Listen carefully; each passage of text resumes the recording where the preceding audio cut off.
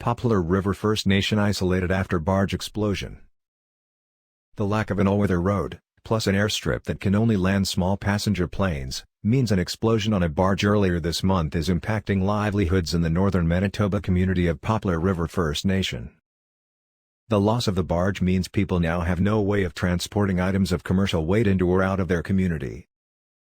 Poplar River is a community on the east side of Lake Winnipeg, about 350 kilometers north of Winnipeg.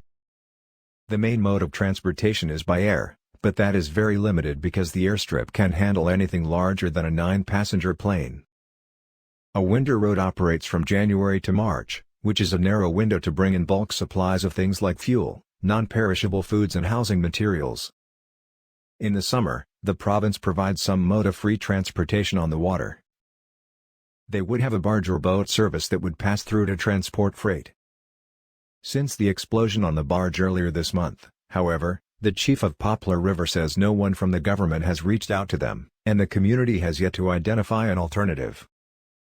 The Federal Department of Fisheries and Oceans confirmed the May 6 explosion on the barge. It was dry docked at the department's small craft harbor facility at Naza, south of Poplar River. The barge is owned and operated by the Freshwater Fish Marketing Corporation. It is a federal crown corporation that markets and trades freshwater fish in interprovincial and export markets. There were no major injuries due to the explosion and fire. The cause of the explosion is being investigated.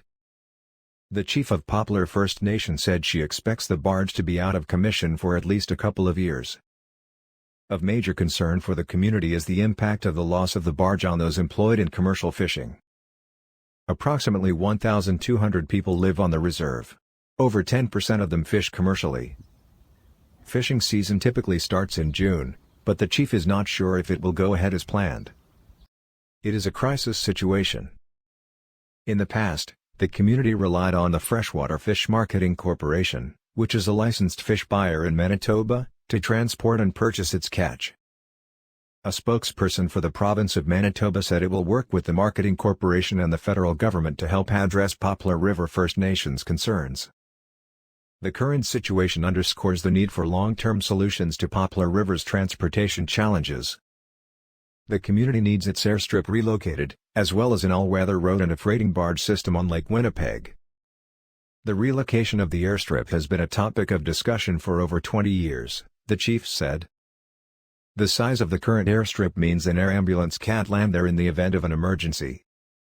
The airstrip's deficiency was noted as far back as 1998, in a report from a provincial airports safety working group. A provincial spokesperson said that a Poplar River Airport project, involving the relocation of the airstrip, is tentatively planned to start in the 2025 to 2026 fiscal year. The project is expected to take 5 years to complete, according to the spokesperson.